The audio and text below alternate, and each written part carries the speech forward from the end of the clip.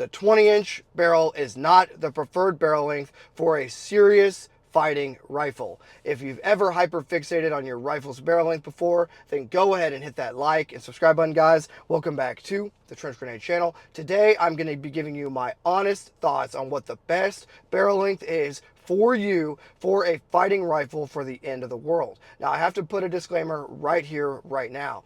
This is not for collecting or LARPing.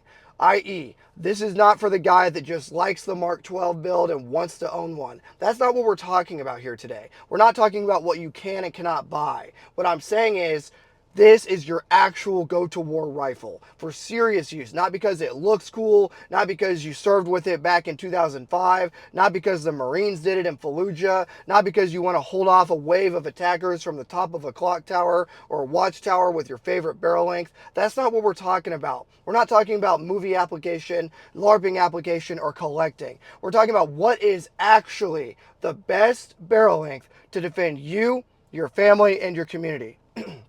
So with that massive disclaimer out of the way, I'm going to be bringing you guys up to speed on what my current thoughts are on the best two barrel lengths for you, with a major difference between each and why. I'm going to go through every length and why it is not my preferred option. Now keep in mind, this is not me telling you what to do. This is based on 12 to 13 years of active duty infantry experience as a senior non-commissioned officer, instructor, drill sergeant, all of the things. All the things that I've done and the course that I'm currently in has also helped shape my mind a little bit differently towards a serious fighting rifle. What is a serious fighting rifle? Not a, hey, this is a cool for the clone aesthetic or the GWAT aesthetic, or this is cool because, the velocity out of this, or this one's really short so it looks cool because Delta used it back then. No, we're not talking about all the second kind of cool aspect. We're talking about the real application of the gun, okay? To put people in the dirt that mean to do you and your family harm. That's it.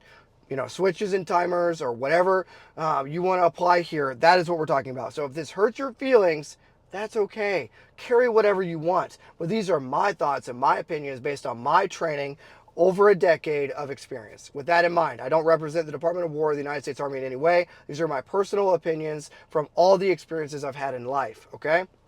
With all that being said, let's talk about the top of the list. It is not 2005 anymore. You cannot get away with just running it because that is what the Army had left over, the Marines had left over. You will be forced to engage targets for today's video, and for this without rule of law doomsday application, you will be forced to engage targets from 5 meters all the way out to 700 meters. And everything I'm going to list today that I do recommend, I have engaged with either an aim point and a magnifier or an RCO, a rifle combat optic. You might know it as a Trijicon ACOG. Out to 700 meters effectively, to 700 with a second round impact on steel, out to 600 with a first round impact on steel, okay? So that is the disclaimer and the situation. You're going to be expected to maneuver, to ruck, to run, to conduct CQB, and to engage at long distances effectively with whatever barrel length I recommend today. So that is the application in mind. If you want to support the channel, hit the like button and leave your combat llama emojis down below. So with all that in mind, let's get into the first barrel length. 20 inches. 20 inches to fight in 2025 against guys that are using AR pistols, against guys that are using 16-inch ARs, against guys with higher level of training than 2005. A 20-inch barrel, even if you're living in Idaho, even if you're living in Montana, is too long of a gun. It's too long.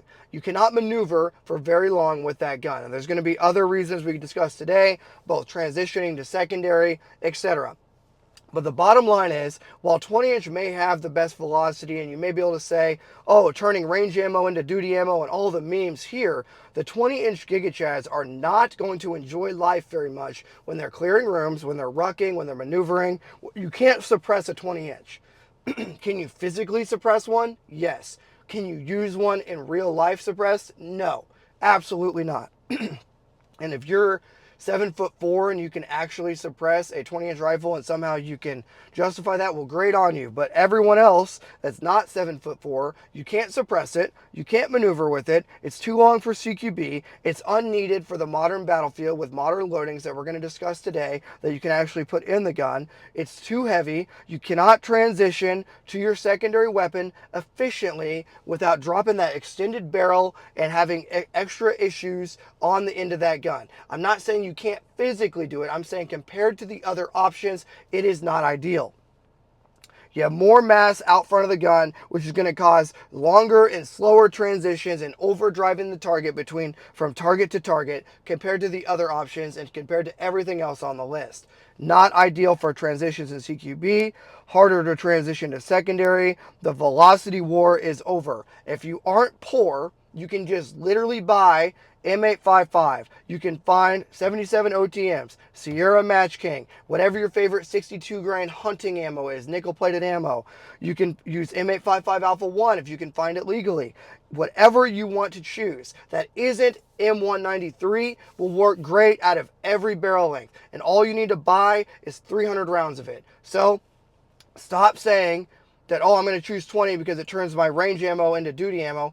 I got it. If that's where your mindset's at, cool. But it's time to bring you into the future, or into the modern day, and for the future battle, which is maneuverability, being able to fight short and long, and having application out to 700. And one last, really nail in the coffin for the 20-inch barrel. Nobody cares that you can engage out to 700 with your longer barrel with higher velocity if you can literally just put a different projectile in the gun and get the same effectiveness on target. Every other barrel length on this list, you're going to have a little bit less velocity, but with the appropriate loading for your barrel and rifling, you can still have a very good 2 to 4 MOA, in some cases 1 to 4, based on what the manufacturer of your barrel with a shorter barrel, and still have very good effects out to 700 meters. And keep in mind that that is already the bleeding edge of effectiveness of the cartridge of 5.56. 18 inches. 18-inch barrel does nothing exceptionally well over the other offerings I will recommend. It's too long. You're not the Mark 12. You're not going to be fighting by yourself with just a Mark 12. You're going to have multiple different engagements from different ranges. Imagine trying to clear your house with a Mark 12. Stupid. Trust me. And most of the guys that are building out Mark 12 style builds are going to have a bipod and an LPVO, and that's a whole nother list of issues that we can get into at a later date. But understand this. You're not a sniper. Slightly less barrel and a slightly less length barrel does the same thing out to 700. You can't suppress the 18-inch and maneuver effectively. It's too long for modern combat, for the modern engagements that you're expecting. Slow transition, slow to transition to secondary, too heavy out front when you have to have your non-firing hand on that handguard and get that weapon back in the fight. 18 inches is not it. I know there's a lot of guys in my audience that prefer the 20-inch or the 18-inch for collecting, and for the duty ammo is range ammo turned into duty ammo because of velocity. I get it, man. I get the memes. I get the jokes. I'm trying to give you an actual application, okay? So the 18 inches does nothing exceptionally well that the other barrels cannot do for 5 meters to 700. Doesn't do it. It's 16 inches. Now, this is the first asterisk on the list that I will recommend if you cannot acquire the other two for legality reasons or whatever. 16 inches is just not it. Understand that 16 inches is an arbitrary barrel length that was chosen due to NFA restriction. If the 16-inch overall length, or the 26 or 27.5 or 26 overall length law did not exist by the NFA, the 16-inch barrel would never have existed. The first barrel length would have been 14.5. It's the first asterisk for legality. If you can't acquire the other ones, that's fine. But it's only a 16-inch due to NFA overall length regulation. Arbitrary rules is the only reason it exists. Yes, you get a little bit more velocity, but if it wasn't for the NFA, 14.5 would be the first barrel length that you chose. It's not good suppressed due to slow transitions between targets. Front heavy nature of the gun is not fun to shoot fast up close. It does not do anything exceptionally well over a 14.5. It has the biggest jump is from 14.5 to 16 or from 10 to 11.5. However, it does not do anything so crazy that you can justify the actual 2 3/4 inch, which is what it actually is with the muzzle device, barrel extension over this next shortest option. This is the longest barrel I'd recommend if you can't get the ones I do recommend. However, the sweet spot, if you need more velocity, is not taking a longer barrel for the 16, it's with loading a 14.5 properly. So I do not recommend a 16-inch barrel unless it's literally what you have to do. Moving on to what I do recommend. 14.5 is the best option.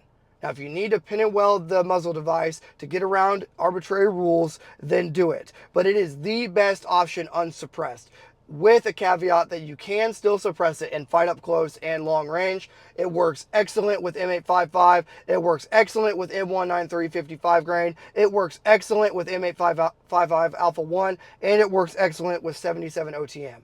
14.5 is the most preferred barrel length, honestly, on this list. It's going to have soft shooting mid-length system. It's going to be soft on bolt carrier groups. It's going to be soft on barrel life. You're going to have extended barrel life. You're going to have extended bolt life. It's going to be the best do-it-all gun. I recommend right hand 1-in-7 twist cold hammer forged barrel. This is the best option for 99.9% of my audience watching this. An unsuppressed pin and weld 14.5 or a suppressor option with a pin and weld device that you can use for longer range engagements or for the short range without the suppressor. This is the best option. Mid-length, soft shooting, awesome barrel life, works great with all the things. I've shot these out to 740 meters with a rifle combat optic. You might know that as an ACOG, and it is awesome. Okay, this would be the barrel I recommend for the vast majority of you. Either suppress it or don't, but you will love a 14.5, and suppressing it is going to put you out there to 17 or 18 inches roughly. And guess what? That's still going to be an awesome barrel length if you need it for long range engagements. You can always take the suppressor off and use it as a fighting rifle up close. 14.5 is what the Army has been using for a long time. It never felt like it was too long. I've never felt like it was too short. It's always grouped excellent. It's a perfect barrel length. 13.7, dumbest option on the list. Absolute dumbest option. Bad gassing. Doesn't do anything different from a 11.5 to a 14.5 that is significant at all. Doesn't have significant velocity increase. You can either go longer or shorter, but the 13.7-inch barrel is the dumbest idea that the gun industry has ever tried to push on you. Stupid. 13.7 is bad gassing. Is too rough on the internal components for no reason for the velocity that you get. It doesn't do anything exceptionally well between 11.5 to 14.5. It is stupid. It is the bastard barrel length. No one should be running a 13.7 in my opinion. I think it's just a dumb option that the gun industry tried to sell you so that way you could get an overall length that was blah blah blah for legality's sake. Stupid. I don't like 13.7s. I think they're the dumbest thing. Hop has a long video on this. A number of YouTubers have long videos on 13.7s. They're stupid. I don't recommend them at all. They don't do anything exceptionally well. It's just a dumb idea. 12.5. Not enough of a barrel length to justify not just going, or velocity increase, to not just justify staying at 11.5. It's not enough of a jump from 11.5 to matter. It's starting to get into the 15 to 16 inch overall length with a suppressor attached, so it's not a good suppressor only host. What we're talking about for shorties is a good suppressor host. The 12.5 is not an ideal suppressor host. It is okay, you know, but when you get into the suppressor on there, now you're getting it out to that 16-inch barrel length. Honestly, I'd rather have a 16-inch barrel with no suppressor at all due to the added velocity than a 12.5 suppressed. Does that make sense? So it's like 14.5 is perfect unsuppressed, and 11.5, spoiler alert, is perfect suppressed due to the overall length of pull and overall length of the barrel. It's a non-recommend. 12.5 is a non-recommend. Doesn't do anything great at being a shorty as a suppressor host because the overall length of barrel due to the suppressor on the end. And it doesn't do anything great for velocity over 11.5. Don't recommend it. Moving on to what I also don't recommend. 10.3. Dumbest thing. It's harsh on bolts. It's harsh on barrels. It's harsh on all the internal components. The gassing is horrible because it's overgassed. 10.3s are dead. 10.5s are dead. With the 11.5 and BCM bringing out the 11.5 is the best option for you. 10.3 is too harsh on internal components, too harsh on the bolt, not enough. You only have 50 meters of excellent tumbling terminal, yawing terminal effect for 50 meters, and that's it. Not a great long range gun for the 10.3, not a great short gun. It doesn't do anything great. It's too harsh on recoil and too harsh on internal component damage. That is not a recommend. What is a recommend? What is the best recommend? 11.5 for suppressor use, okay? If you're planning on running suppress 100% of the time, 11.5 is going to give you longer bolt life, longer barrel life, a little bit better gassing, a little bit better effect velocity downrange. Is going to give you that overall length that's not too long when you put the suppressor on it. It's going to be an excellent CQB fighting rifle. It's going to be an excellent 600 meter fighting rifle with second round hits to 700 with the proper hold. It is going to be a good short barrel, long barrel with 77 grain OTM. If I had to run out the door right now, it would probably be with a 14.5 unsuppressed. But depends on the situation, obviously. 14.5 unsuppressed. If I had to run out the door right now, pin and weld, and that's it. I use it forever with either M855 Alpha 1, 77 OTM, M855, 62 grain. I'm forgetting the name, but there's like an excellent load I discovered. I believe it's Hornady. That's like a nickel-plated round. Awesome. That's going to be the one I recommend for the vast majority of my audience. It's a 14.5 with the proper loading and the proper magnifier or rifle combat optic behind a red dot. Either one works, either rifle combat optic with an RMR or an aim point / EOTech with a magnifier combo. That would be what I recommend for 99.9. Now, if you're like, hey, I'm going to fight a lot up close and I just need a little bit shorter package because I want to be able to carry more weight in ammo, water, food, extra handgun mags, extra logistics, then the 11.5, I go back and forth, right? For a suppressor host, the 11.5 is excellent. But the bottom line up front is, don't just trust the internet because, oh, carry handle 20 inch. You're not going to like it after a couple days of fighting. I'll give a quick story and I got to get to work. My shooting buddy at the course that I'm in right now is a 6'3", 6'4", SWAT, SRT type of guy.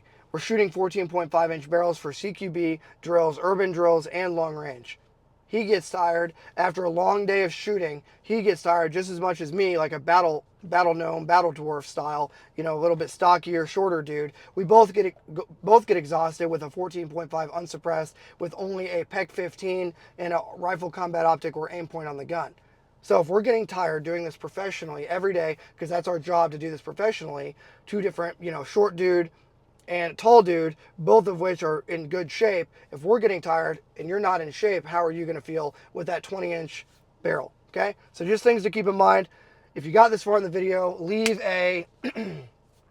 your favorite barrel length. Just say, Trench, I got to the 17-minute mark, and my favorite barrel length is this. This is why. Again, this is just my opinion, my advice. Take it, leave it. That's fine, guys. Have a good day, and until next time, it's going to be Trench Grenade, your average, the best barrel length video enjoyer that your mom says that we have at home, signing out.